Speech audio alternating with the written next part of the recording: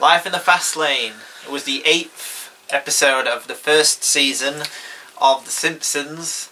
It focused on Marge, who's the main woman in the show. And she is about to have an affair with Jacques, and doesn't many bowling metaphors go past. They're all terrible. But hey, that's just my opinion. Maybe you liked them and thought that they struck out. That was also a bad metaphor, and as bad as anything in the Simpsons episode of metaphors. Yeah. It's almost like this episode is a metaphor for bowling machine. They're counted at least 10. What did you think of this episode? That wasn't actually a pun.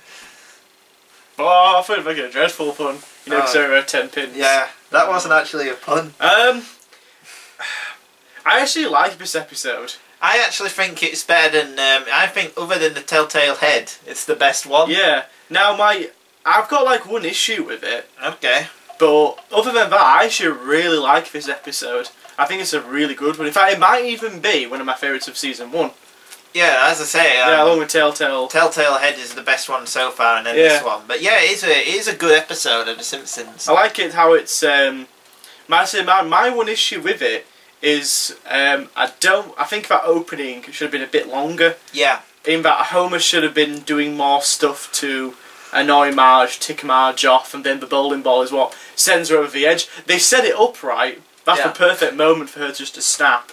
But you know, maybe if Homer had done a few more things in the opening, just to really tick her off, and it'd been building up for a while, and then you could have had. They'd be doing the episode of Patty and Selma talk about how selfish Homer was with the gifts and all that. But that's show don't tell, isn't it? Again, show don't tell, yeah. Just saying it, but I think that's more of an issue with how short the episodes are. 23 minutes, trying to condense everything in. And maybe just the early inexperience of the writers as well, just at the time.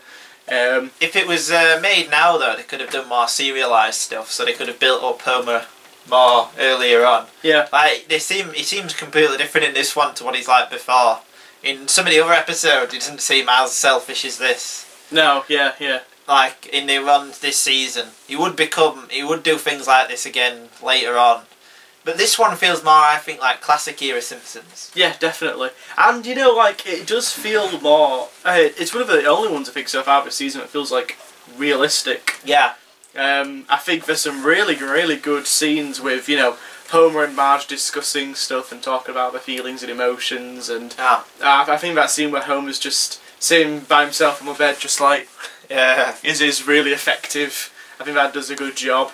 Jacques as well, it's like a Jacques, I guess, is the major new character.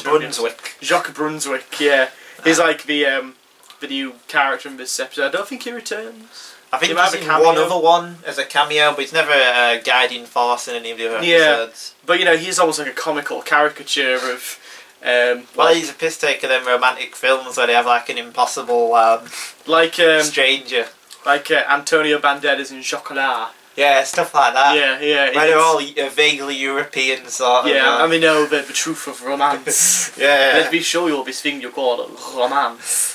Yeah, stuff like that. That's what it's a piss take of. But yeah, he was a lot better than some of the other one-off characters. Definitely. Marvin Monroe, for example. Marvin Monroe returns. He actually has some kind of character to him that's not horrifically annoying. And you know, I don't know if you can see why Marge would fall for him, but it's, you know, Marge lives such a sheltered life, I guess, as being the housewife, that he could, you know, someone's paying attention to her and someone's, you know, talking to her and I guess sweeping her off her feet. Yeah. But you know, it's a good issue, and like the way the kids deal with it and stuff. It has more of a focus on, well, all the characters in it, apart from Maggie, obviously, have actually something to do in the episode. Yeah. They don't feel the need to necessarily involve the entire family in the plot. Yeah. But it shows that they've all been affected by it, I think. And another one without a B plot. Like, a lot of the series ones I don't think have had a B plot so far, so another one that doesn't, but the A plot's strong enough to hold it all together. Hold it all together, yeah. But now the whole thing, I think, the whole thing holds together really well. I think it's the right balance. I think it's not funny. No, it isn't. Did we laugh? Did you laugh once? I think I laughed a few times. I laughed a couple of times. I chuckled to myself a couple of times. Yeah. But other than that, it's not necessarily a funny episode, and again he goes into more about depression and all that kind of good stuff. Yeah, Homer's as depressed in this as he was in the other one where he tried to kill himself. Yeah, definitely, yeah. But it's good because it doesn't focus on him to the detriment of Marge's emotions, which a lot of shows would. Yeah. I think they'd focus on Homer instead of her, or they'd at least give him equal balance. They show the temptation. Yeah. Is that the next episode where he with the I thought you were talking about. Yeah, about this one, but I meant like it's good that they show the temptation that Marge goes through. Yeah. Because otherwise we might like demonise Marge. If it was like an older sitcom, we might demonise Marge for wanting to cheat. yeah, exactly. Yeah. But if they don't do that, they actually humanise her and kind of give her reasons for.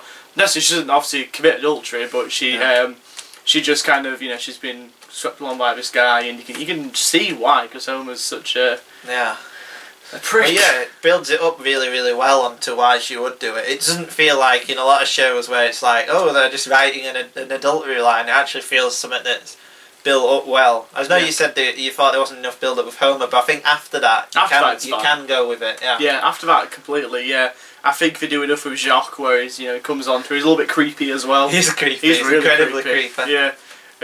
And I think it shows more ambition. Like the dream sequence is actually really implemented. Good. Yeah. And what's good about this one, that a lot of the series 1 ones, the problem is they aren't grounded in anything. They're just like a random collection of scenes. Like the first one, the opening, Simpsons on an open fire, and the crazy one where they go to the woods. They just feel like random. Simpsons. Yeah. They just feel like random scenes, don't they? That aren't really linked by anything. This one, it's got an emotional through line for the characters, so it actually feels like it's of a piece, and there's some grounding to it, which is in Marge's. Like every scene in this is to do with Marge's infidelity or thinking about it. So there's actually some grounding to it. It's not just a collection of crazy this is like they all feel like vignettes, as what we were saying, weren't we, on the early ones. This one actually feels like an episode of television, not just some random stuff they'd written and thought would be good. So that's probably why it's the best.